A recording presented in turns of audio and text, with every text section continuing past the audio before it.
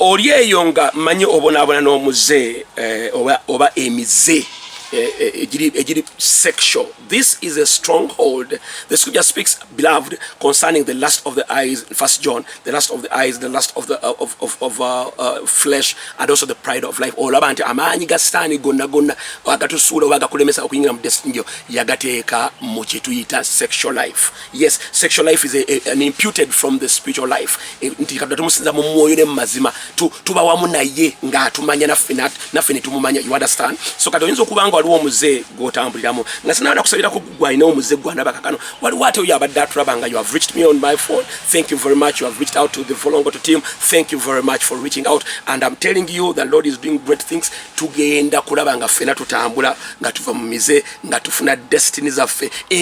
Sexual habits, I'm telling you, zitubako destiny.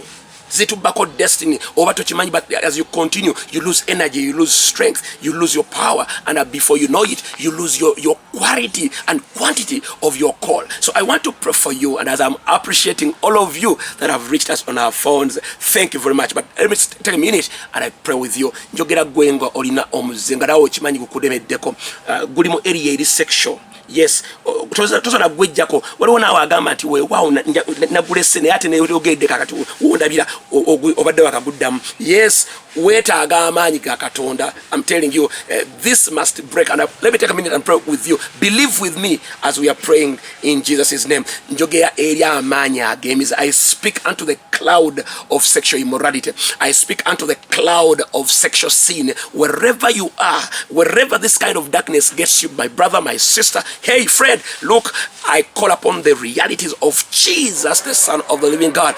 I call you forth to come out. Nkujja munjegere mu linnya lya Yesu Kristo ez'obukaba, ez'obwenzi, ez'okwematiza, all forms of masturbation and all forms of stupid way of living in the name of Jesus Christ. I know you don't want it, but I'm pulling you in Jesus' name, and I'm taking you by violence. Nkusika okuva mu nsi ey'embi mu linnya lya Yesu Kristo. Bwana tojagala nkugamba toyidijjiddamu mu linnya lya Yesu Kristo. Nkolimira omusambo ogwo okuva ku bajjajja bajjajjabo okutambulira mu musaayi gwo okukuleetera okuba ne over yearningness of sex, and yet yes, sex is not all in fullness concerning our kind of life. In the name of Jesus, the Son of the living God, I speak to you and I call your soul back. I call your spirit out of the grave of sexual immorality in Yeshua's name, and I decree it over your life. Believe with me, brother, believe with me, sister. Our God, our Lord who works on Volongoto here is able to save you out of that particular area. And today I decree you being released into the liberty of living as a war person in Jesus' name. Amen and amen. Shalom, beloved.